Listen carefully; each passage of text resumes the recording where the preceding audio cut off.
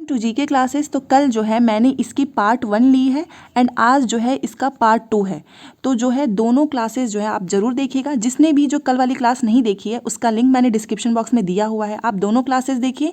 Because इसकी योजनाएं की 2 ही क्लास हैं जो इंपॉर्टेंट स्कीम्स हैं और ये बहुत इंपॉर्टेंट है। और लास्ट में जो है मैं आपको 2-3 क्वेश्चन भी बताऊँगी जो पूछा हुआ है, तो आप देखिएगा कि ये क्लास आपके लिए कितना ज़्यादा ज़रूरी है।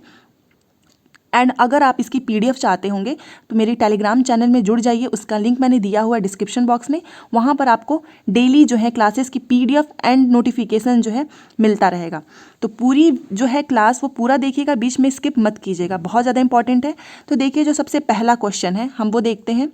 आज का पहला क्वेश्चन, हाल ही में केंद्र सरकार ने राष्ट्रीय उच्चतर शिक्षा अभियान, जिसे बोलते हैं रूसा, राष्ट्रीय उच्चतर शिक्षा अभियान रूसा की योजना को कब तक जारी रखने की मंजूरी दी है। तो देखिए जो रूसा है इसको 31 मार्च 2026 तक 31 मार्च 2026 तक इसको जो है आगे जारी रखने की मंजूरी दे दी है केंद्र सरकार ने। तो नाम याद रखिएगा, राष्ट्रीय उच्चतर शिक्षा अभियान रूसा। तो इसका राइट आंसर होगा ऑप्शन नंबर सी, 31 मार्च 2026।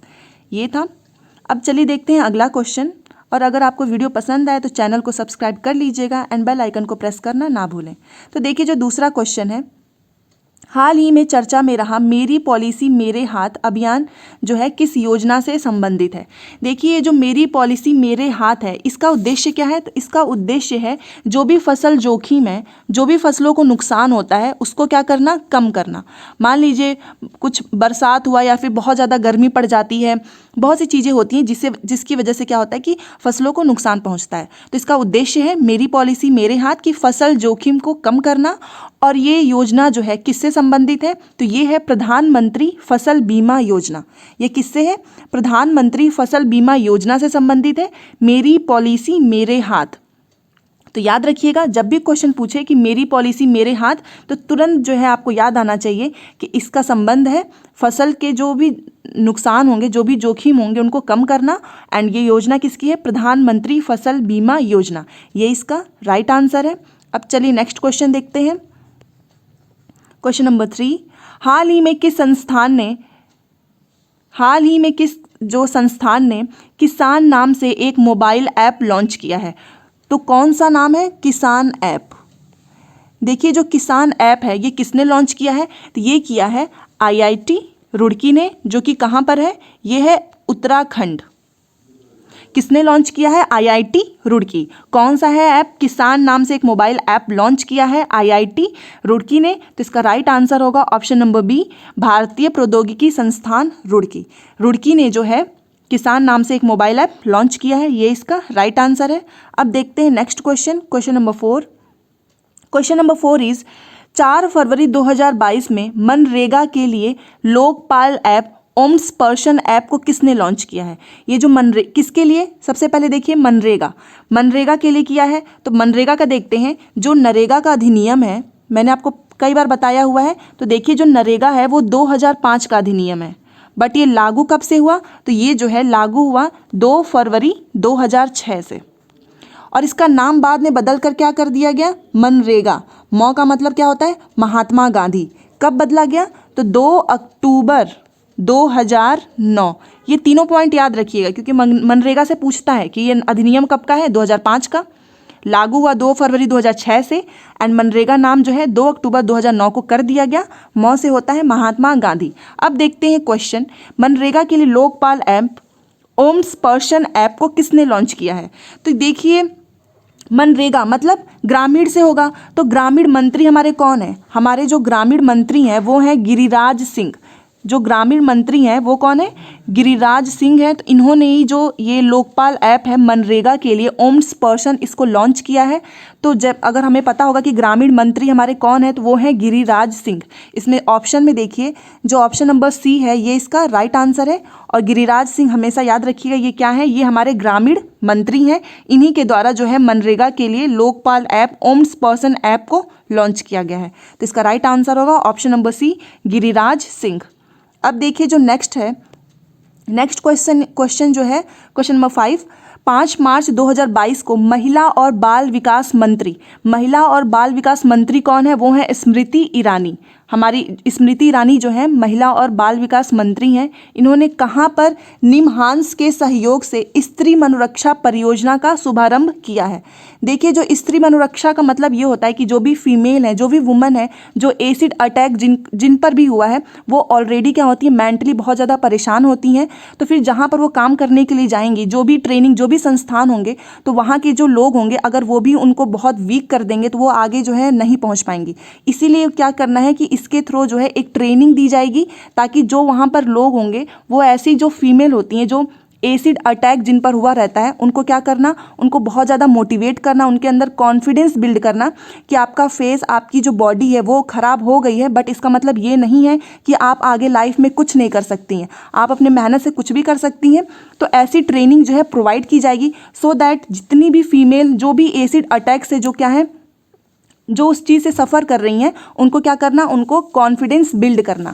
तो ये इसका काम है। तो स्त्री मनोरक्षा जो परियोजना है, ये हमारी महिला और बाल विकास मंत्री जो स्मृति ईरानी है, उनके द्वारा बेंगलुरु, कहाँ पर, इसको बेंगलुरु में इसको लॉन्च किया गया है।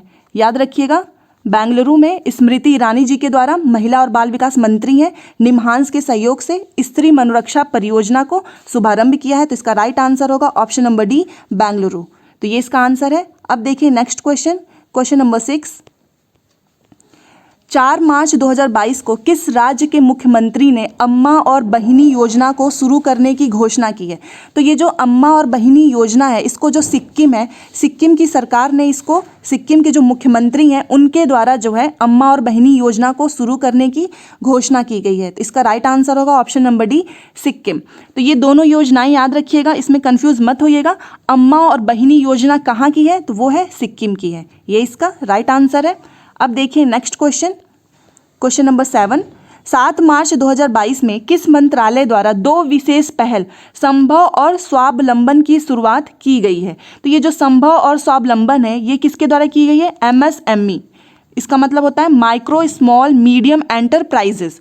इनके द्वारा जो है संभव और स्वावलंबन दोनों को जो है स्टार्ट किया गया है। और किस लिए किया गया है? जो भी प्लास्टिक है, जो भी प्लास्टिक होते हैं, उसका, प्लास्टिक का क्या करना है? मैनेजमेंट करना है, जिससे क्या होगा? रोजगार भी मिलेगा एंड पर्यावरण प्रदूषण भी जो है कम होगा। तो दोनों चीज़ें याद रखिएगा, संभव और स्वावलंबन से प्लास्टिक मैनेजमेंट करने के लिए, जिससे रोजगार मिलेगा एंड पर्यावरण प्रदूषण का क्या होगा? कम होगा। और ये संभव और स्वावलंबन जो है शुरुआत कहाँ, किसके द्वारा की गई है? MSME मंत्रालय, मतलब माइक्रो स्मॉल मीडियम एंटरप्राइजेस। और इसके मंत्री कौन है, ये आप कमेंट बॉक्स में लिखकर बताइएगा कि MSME के मंत्री कौन है। तो देखिए इसका राइट आंसर होगा ऑप्शन नंबर ए, MSME मंत्रालय। अब देखिए जो नेक्स्ट क्वेश्चन है, क्वेश्चन नंबर 8। 7 मार्च 2022 को किस मंत्रालय ने समर्थ अभियान जो है लॉन्च किया है?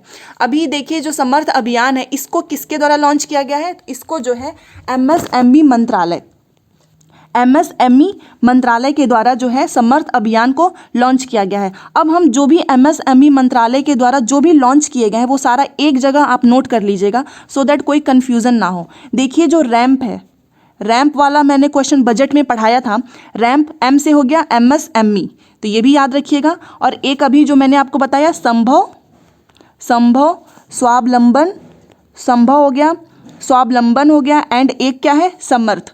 तो ये चारों जो है एक जगह नोट कर लीजिएगा कि MSME के द्वारा रैंप हो गया, संभव हो गया, स्वावलंबन एंड समर्थ, ये सारे किसके द्वारा लॉन्च किया गया है? MSME मंत्रालय। तो ये था क्वेश्चन नंबर 8। अब देखिए नेक्स्ट क्वेश्चन देखते हैं, question number 9। Question number 9 is 7 मार्च 2022 को महिला एवं बाल विकास मंत्रालय ने किसके साथ मिलकर कन्या शिक्षा प्रवेश उत्सव अभियान शुरू किया है? तो देखिए ये जो कन्या शिक्षा प्रवेश उत्सव है, इसका मतलब क्या हुआ? इसका मतलब ये है कि जो भी स्कूल है, स्कूल में फीमेल स्टूडेंट्स को, जो भी लड़कियां हैं, फीमेल स्टूडेंट्स के एनरोलमेंट को, क्योंकि वो आती नहीं है, कोई ना कोई रीज़न होता है, तो उनके एनरोलमेंट को बढ़ाना, ये इसका उद्देश्य है कन्या शिक्षा प्रवेश उत्सव। और ये किसके द्वारा? तो ये जो है शिक्षा मंत्री, शिक्षा मंत्रालय एंड यूनिसेफ, इन दोनों के द्वारा जो है इसको, इस अभियान को शुरू किया गया है। तो 7 मार्च 2022 को महिला एवं बाल विकास मंत्रालय ने किसके साथ मिलकर? शिक्षा मंत्रालय एंड यूनिसेफ के साथ मिलकर कन्या शिक्षा प्रवेश उत्सव, मतलब स्कूलों में कन्याओं जो भी लड़कियां हैं उनके एनरोलमेंट को बढ़ाना, ये इसका उद्देश्य है। तो देखिए इसका आंसर होगा, इसमें दोनों ही सही होगा, तो ऑप्शन नंबर डी, ए और बी दोनों ये होगा। एंड UNDP इसका जो है मुख्यालय कहाँ पर है, ये आप मुझे कमेंट बॉक्स में ज़रूर बताइएगा, ये मैंने आपको पहले भी बताया हुआ है। अब चलिए हमारा जो अगला क्वेश्चन है वो देखते हैं।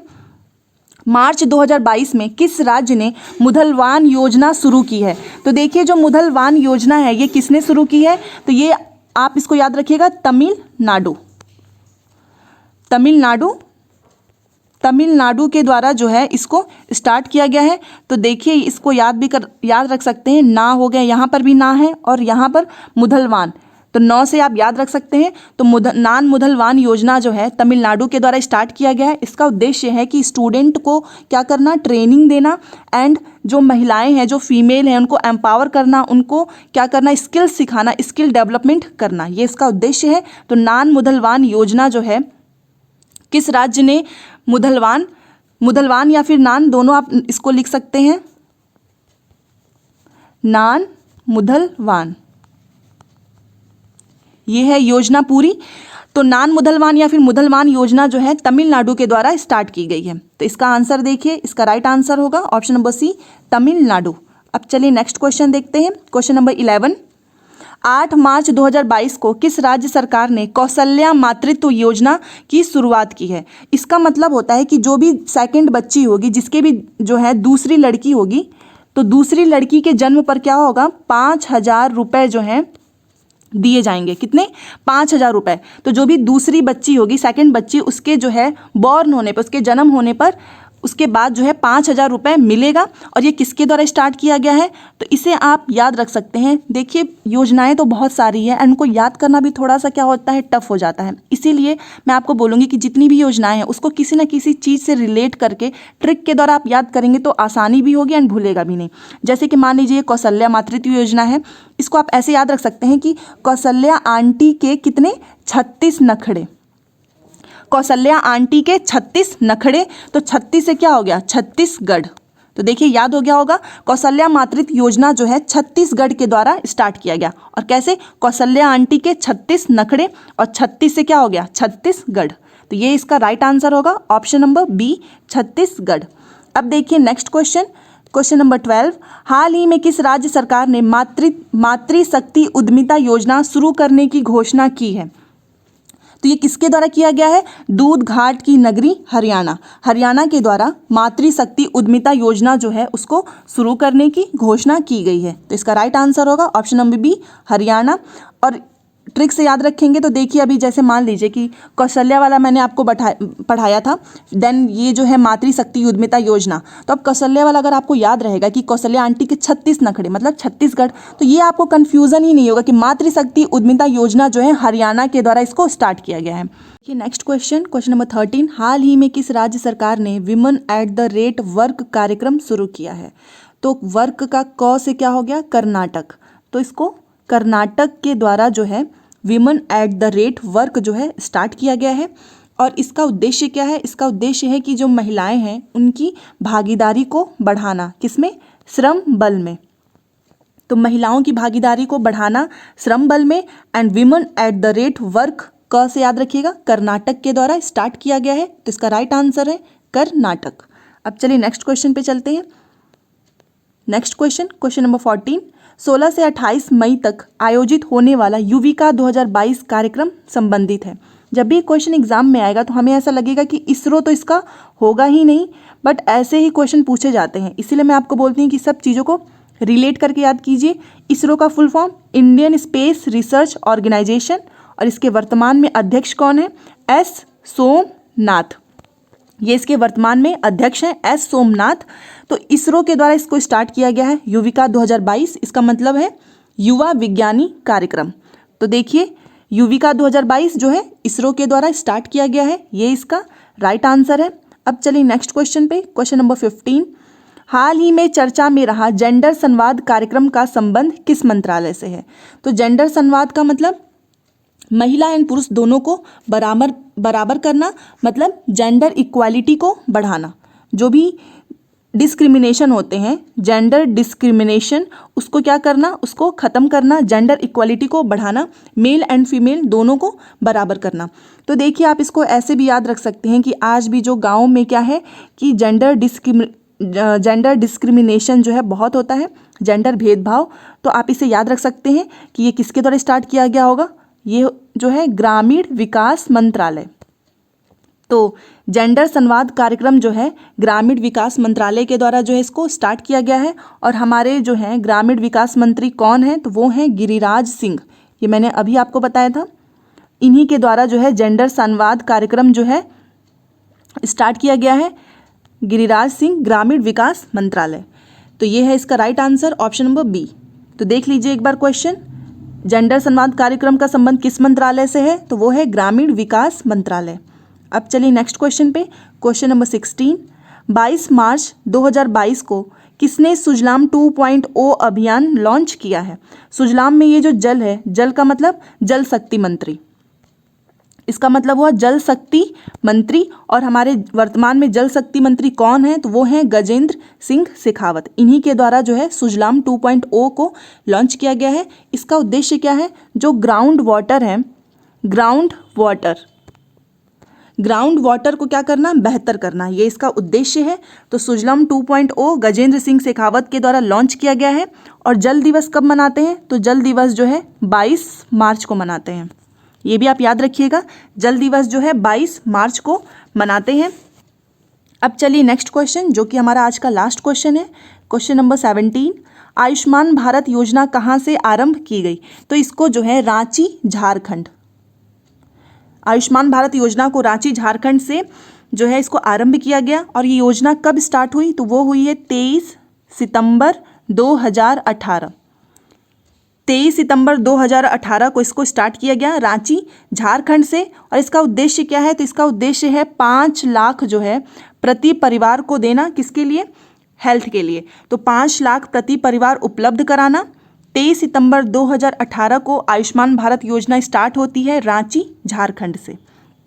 और मैंने आपको बोला था स्टार्टिंग में कि 3 क्वेश्चन बताऊंगी जो प्रीवियस ईयर में पूछा हुआ है। तो देखिए ये जो आयुष्मान भारत योजना है, इसी की तरह जो है एक और योजना है चिरंजीवी योजना। और ये जो है पूछी हुई है, ये जो है ये क्वेश्चन पूछा हुआ है चिरंजीवी योजना। ये भी जो है हेल्थ के लिए जो है 5 लाख प्रति परिवार उपलब्ध कराना, जैसा आयुष्मान भारत योजना का है वैसे ही इसका भी उद्देश्य है हेल्थ के लिए जो है उपलब्ध कराना। और ये जो योजना है चिरंजीवी योजना, ये कहाँ की है, तो ये राजस्थान, ये कहाँ से स्टार्ट किया गया, राजस्थान के द्वारा। तो दोनों याद रखिएगा, आयुष्मान भारत योजना रांची झारखंड एंड चिरंजीवी योजना जो है राजस्थान।